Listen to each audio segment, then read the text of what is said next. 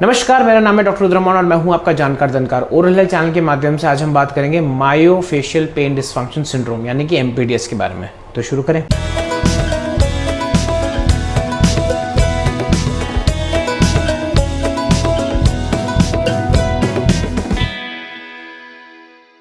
तो myofascial pen dysfunction syndrome एक temporomandibular joint disorder का एक पार्ट है और इसका मतलब ये मायो का मतलब होता है आपका एक तरीके का मसल, फेशिया का मतलब होती है फेशिया, और पेन डिसफंक्शन सिंड्रोम यानी कि आपके जो है टेम्पोरोमैंडिबुलर जॉइंट में एक तरीके की प्रॉब्लम है, एक तरीके का पेन है जो हो सकता है साइकोसोमैटिक हो, डीजनरेटिव हो सकता है ट्रॉमा से रिलेटेड हो, ऑक्लूजल एस्पेक्ट से रिलेटेड हो, फॉल्टी डेंचर से रिलेटेड हो, डीजनरेटिव डिजीज यानी कि आर्थराइटिस से रिलेटेड हो या वैस्कुलर चीज़ों से रिलेटेड हो। बहुत सारे इसके कॉजेज होते हैं। तो मायोफेशियल पेन डिसफंक्शन सिंड्रोम को हम मायोफाइसाइटिस भी बोलते हैं, मायोफाइब्रोसाइटिस भी बोलते हैं, मायाल्जिया भी बोलते हैं।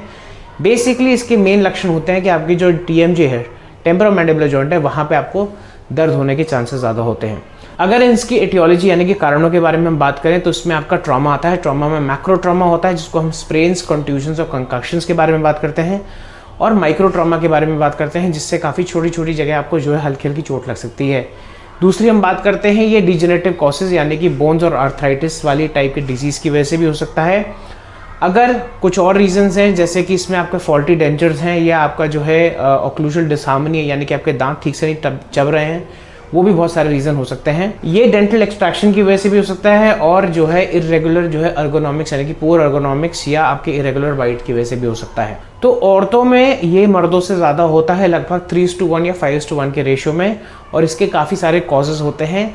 एक चीज़ मैं आपको बहुत इंपॉर्टेंट बताना चाहता हूँ कि इसका जो है जो स्पेशलिस्ट होते हैं वो टेम्पोरोमैंडिबुलर डिसऑर्डर जो है स्पेशलिस्ट होते हैं। ऑन टॉप ऑफ दैट आपको मैं बताना चाहता हूँ टेम्पोरोमैंडिबुलर जॉइंट जो होता है वो एक बहुत स्पेशल जॉइंट होता है। दैट्स वाई इसके जो है स्पेशलिस्ट भी एक तरीके का इनका वर्चस्व होता है। ऑन टॉप ऑफ दैट आपकी 4 मसल ऑफ मैस्टिकेशन आपकी जो मसल्स होती हैं यानी कि 4 आपकी मसल्स होती हैं जो चबाने में काम करती हैं। आपकी 2 होती हैं lateral pterygoid, medial pterygoid, masseter और टेम्पोरालिस। इनमें जब भी कोई भी मसल में प्रॉब्लम होती है या उनके अराउंड कोई भी इन्फ्लेमेशन होता है या कोई भी ऐसा स्ट्रेस वाली चीज़ होती है जिसकी वजह से वहाँ इंजरी होने के चांसेस हैं, स्ट्रेस या फटीग होने के चांसेस हैं, या न्यूरोवैस्कुलर बंडल में यानी कि नस में ही कोई इशू आ रहा है, उसके आसपास जो है ऐसे केमिकल्स निकलते हैं जिसकी वजह से वहाँ दर्द होने के चांसेस ज़्यादा होते हैं, तो एमपीडीएस की चांसेस बहुत ज़्यादा बढ़ जाते हैं। इसमें आपके आते हैं मायोफेशियल ट्रिगर पॉइंट्स जिसको हम बोलते हैं टीआरपीस। ये कुछ पॉइंट्स होते हैं मसल्स में टिपिकली जहां अगर हम आपको उसको पैल्पेट करेंगे या स्टिमुलेट करेंगे यानी कि वहां हाथ लगाएंगे या दबाव डालेंगे तो एकदम से जो है वहां दर्द उठेगा, और यूजुअली ये दर्द जो है जहां आप दबाते हैं उससे थोड़ा दूर होता है, तो इनको हम बोलते हैं ट्रिगर पॉइंट्स। अब क्लिनिकल मैनिफेस्टेशंस हम बोलते हैं ये स्ट्रेस से रिलेटेड ज़्यादा होता है, एक तरफा ज़्यादा होता है, और ऑन टॉप ऑफ दैट जब आप अपने टूथ के मूवमेंट्स यानी कि जॉ के मूवमेंट्स कर रहे होते हो तब आपको ये ज़्यादा पड़ता है। कुछ केसेस में कान में भी दर्द होने के चांसेस होते हैं, टिनिटस यानी कि कान में एक सीटी बजने के चांसेस ज़्यादा होते हैं, तो ऐसे आपको लक्षण देखने को मिलते हैं। इस केसेस में आपको हेडेक भी हो सकता है और आपको जो है क्रैकिंग साउंड या जो है एक तरीके से क्रेपिटेशंस आपको टेम्पोरोमैंडिबुलर जॉइंट में भी मिल सकते हैं। और डेफिनेटली इसमें बहुत सारे क्राइटेरिया हैं जिसका जो है एक बहुत डिटेल प्रोसीजर होता है इसको देखने के लिए।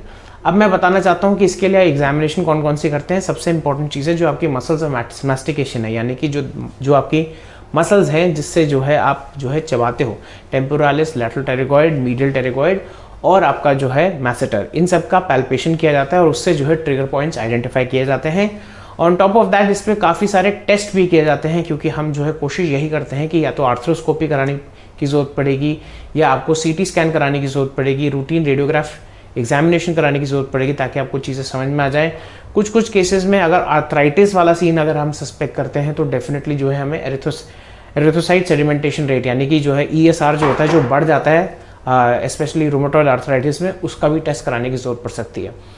अब बात करते हैं इसकी मैनेजमेंट के बारे में। इसका मैनेजमेंट बहुत ही ज़्यादा जो है डिटेल्ड रहता है, तो आपको एक चीज़ समझनी है कि आप जो है इसके बारे में ज़्यादा खुद कुछ नहीं कर सकते। आपको एक टेम्पोरोमैंडिबुलर जॉइंट एक्सपर्ट के पास जाना ज़रूरी है जो है पहले आपका इंस्पेक्शन करेगा, पैल्पेशन करेगा, टेस्ट रन करेगा, उसके बाद जो है हम आपको फिजियोथेरेपी बता सकते हैं। हॉट फोमेंटेशन होती है, बहुत जगह ट्रांसक्यूटेनियस इलेक्ट्रॉनिक नर्व स्टिमुलेशन भी की जाती है यानी कि इसको हम टेंस बोलते हैं, ये फिजियोथेरेपिस्ट ज़्यादा अच्छे से कर पाते हैं। दवाई दी जाती है, कभी कभार जो है रूट कंप्रेशन होता है तो उसमें भी सर्जिकल ऑप्शंस होते हैं, और कभी कभार हम जो है ड्राई नीडलिंग टेक्निक से जो है आप जो है उसमें लोकल एनेस्थीसिया इंसर्ट करते हैं, तो उससे भी जो है काफ़ी बार आपको आराम मिल जाता है। नीडलेस टू से इसके बहुत सारे प्रॉब्लम्स हैं। अगर आप ये वीडियो देख रहे हैं तो आपके लिए जानकारी इंपॉर्टेंट क्या है, अगर आपको यहाँ पे यानी कि आपके जबड़े के साइड में यहाँ पे दर्द हो रहा है, या मुंह खोलते टाइम या मुंह बंद करते टाइम दर्द हो रहा है, या स्ट्रेस के टाइम पे जो है ज़्यादा यहाँ पे कंपन या दबाव लग रहा है, या आपको कान में दर्द हो रहा है इसके मुंह खोलने की वजह से, या कान में सीटी बज रही है और हेडेक्स हो रहे हैं चबाते हुए, मुंह खोलते हुए, बंद करते हुए, तो डेफिनेटली आपको एक टेम्पोरोमैंडिबुलर जॉइंट डिसऑर्डर स्पेशलिस्ट के पास जाना जरूरी है, जिसका आपको कुछ नहीं करना है। आपको सिर्फ जो है गूगल पे टाइप करना है या तो TMD स्पेशलिस्ट नियर मी या temporomandibular joint disorder specialist near me, और आपको जो है उसके बाद आपके गूगल पे रिजल्ट्स मिल जाएंगे। तो ये था आज का episode. Please like share subscribe करिए, बेल आइकन को दबाना ना भूलिए ताकि आपको इंपॉर्टेंट अपडेट्स मिल जाए। अगर आप मुझसे संपर्क करना चाहते हैं, ये है मेरे सोशल मीडिया हैंडल्स।